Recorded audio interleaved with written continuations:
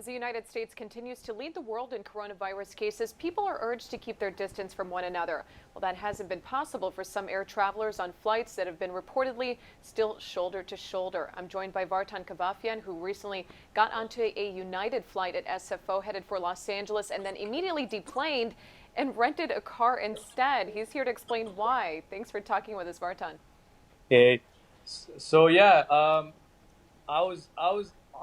had a, I'm from Canada, so I traveled to San Francisco and I had to connect to LA. So I had a 4 hour layover in San Francisco, and I finally was able to board the plane and travel back to Los Angeles. And then I sit on the plane, and some guy comes up next to me as he's walking towards my seat, and he's like, "Is this what they call social distancing?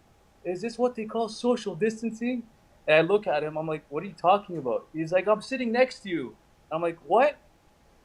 So then that's when I knew that they're packing everybody shoulder to shoulder after a 4 hour flight. And then I'm like, I had no choice, but I'm not taking the risk.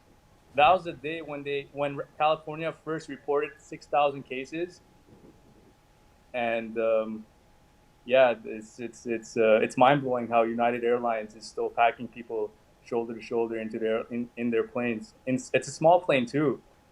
So it sounds like you weren't the only one who was disgruntled and No. upset by the format and what was happening in the air cabin, given that um, you were telling me earlier that when you were sitting in the terminal, you were being told to keep your distance there, but then it's a different story once you get on a plane. Yeah, yeah.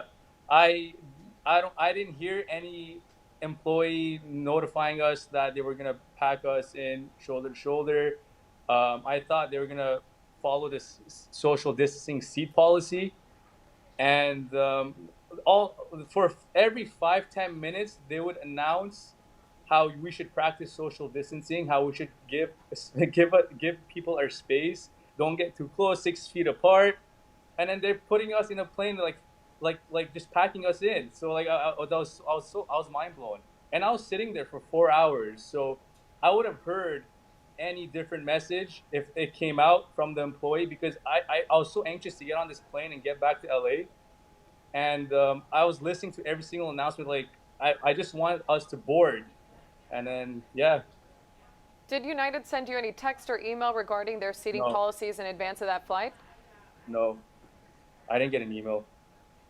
So United Airlines reps actually got back to me on their seating policies, and I want to show you guys this message. They said for regularly scheduled flights that are expected to be fairly full, we're also letting customers change their flight with no change fee or receive a travel credit for their trip. We do our best to contact passengers about 24 hours before departure time so they can decide before you arrive at the airport. Please note the number of travelers on each flight may change. So I guess the key word here is that they do their best to contact passengers about a day before the flight, but you're saying that that did not happen in your case. No, no, they did not. But they all did. I told the flight attendant in the plane. I asked them. I'm like, I asked him, I'm like, can I just leave? I'd rather just leave. He's like, yeah, sure. You could walk out. You could reschedule your another flight. So I'm like, sure, I'll walk out. And then I told the lady at the front, and then she's like, what about the first class? Is it? I'm like, first class is shoulder to shoulder. Like it's fully booked. First class is fully booked. There's not. You can't find an empty seat on first class. And then she's like, "Do you want to book another flight?" I'm like, "To be honest, I don't want to wait. I waited 4 hours here in the airport for my layover, and then imagine I wait another couple hours, and then I get on this plane, and then it's another shoulder to shoulder packed plane." Do you believe So, that anybody else was forewarned that they would be seating kind of like pre-pandemic style? well, the guy that was sitting next to me, he was pretty shocked too. So I'm assuming that guy didn't get the message either.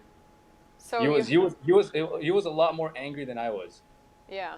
And then you ended up having to wait the 4 hours to find out that this is what you would be heading into. Four Yes, hours that you could yes. have put toward a drive you ended up doing to Los Angeles instead. So what exactly did you have to do to complete your travel plans? So I went and rented a car at San Francisco International Airport, and then just drove down to LA. It wasn't too bad. It was like 5 hour drive, but obviously I had a plane ticket, which was like an hour. It's an hour flight versus a 5 hour car ride. So Yeah, and something you weren't prepared for. Were you offered credit for a future flight?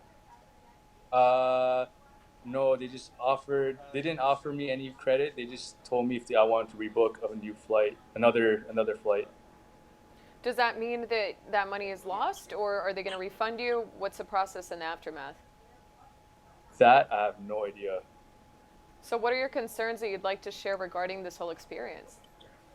If you are worried, if you are concerned, to be honest, I was kind of lucky because San Francisco to LA isn't really a long trip, but I can't imagine someone traveling from like West Coast to the East Coast, and then you can't drive, like it's a 12-hour drive car ride.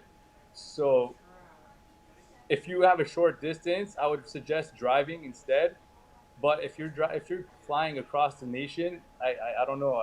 It's hard to tell. It's hard to uh, get off that plane and then drive a 12-hour car ride versus a 4-hour flight, right? So Yeah, so at least in your case, you had another option given your yeah, I was discomfort. kind of lucky.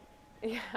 So I do also want to read some of the other preventative measures of spreading COVID-19 that United says that they are practicing. They said that all travelers and crew must wear masks.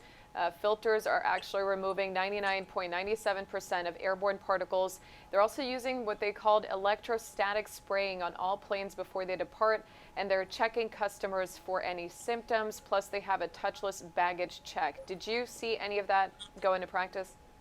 I was connecting, so I didn't see any of the baggage part, but everybody had to wear a face mask.